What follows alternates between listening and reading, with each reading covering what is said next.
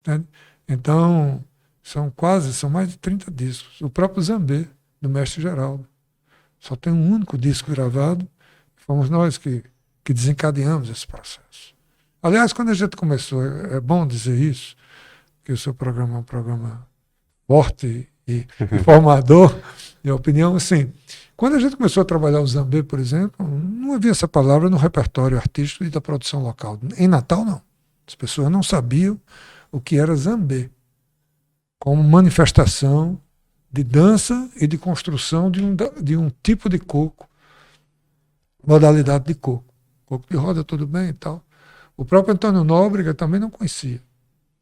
Então, na hora que a gente começou a trabalhar lá em Tibau e trazer isso para cá, aí foi assim um estrondo. Aí quando o Cleudo surge e faz a releitura com o Zambê Crossover. E daí surgem várias outras situações. Mas até então, não. Né? E quando eu digo isso, eu não digo com o sentido de um pioneirismo, mas o sentido de se tocar uma realidade que deve ser dita. Porque eu, na minha infância, como você me perguntou no primeiro take aí, eu morei, assim, uma parte da minha vida inteira, até hoje, em Tibau, me divido, é duplo domicílio. E eu fui criancinha vendo Zambê lá no terreiro do meu pai. Já em 1957, meu pai escrevia sobre Zambê. A primeira referência de Zambê que a gente localiza é com Mário de Andrade, nos anos de 1929, quando ele se hospeda lá no Engenho Bom Jardim. Mas ele não assiste ao Zambê. Ele dormindo, ele diz assim, lá longe escuta o som do Zambê. E até o estranho, porque ele fala em mulher. E lá no Zambê tradicional de Geraldo Zé Cos, não tem mulher, nunca teve. É uma dança masculina. Entende? E ele faz uma referência assim, um tanto de um suporte ideológico forte, Mário. Sabe? Depois disso, você vai encontrar um verbete no Dicionário Folclórico de Câmara Cascudo, acho que é a primeira edição de 1955, na letra Z, evidentemente, Zambê, mas se você for ler o teor que está lá, ele não define o Zambê de Tibau. Ele define Zambê muito mais dentro de uma questão de nomenclatura. Ah, vai ter um Zambê, vai ter um forró, vai ter um samba, entende? Mais ou menos dentro dessa semântica aí. O Zambê como tal, só em 1957, Hélio Galvão escreve um livro chamado Mutirão do Nordeste. O Ministério da Agricultura estava publicando alguns livros lá.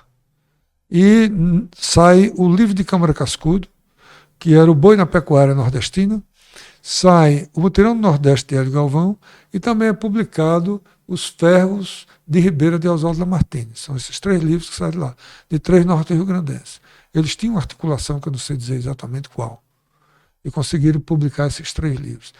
Nesse livro que trata o mutirão como conceito sociológico, de, enfim, comunidades que trabalhavam no âmbito e conviviam da entreajuda, da cooperação mútua, então o Zambê entra como?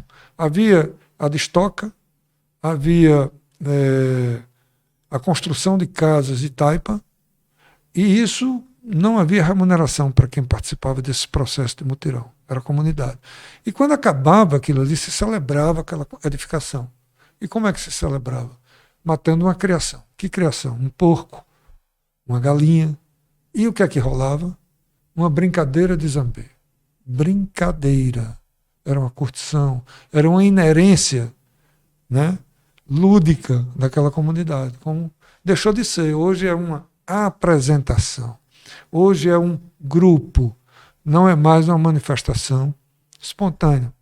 Como foi o samba no Rio de Janeiro nos anos 20, 30.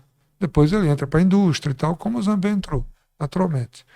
Mas o que eu quero dizer assim, que dentro da coleção Nação Potiguar musical, e a gente se inspirou muito na Rosenblit, né, no projeto pernambucano, que fez 100 e tantas gravações, inclusive de aboio, naquela época, sem ser um aboio verbalizado. Parou por falta de incentivo?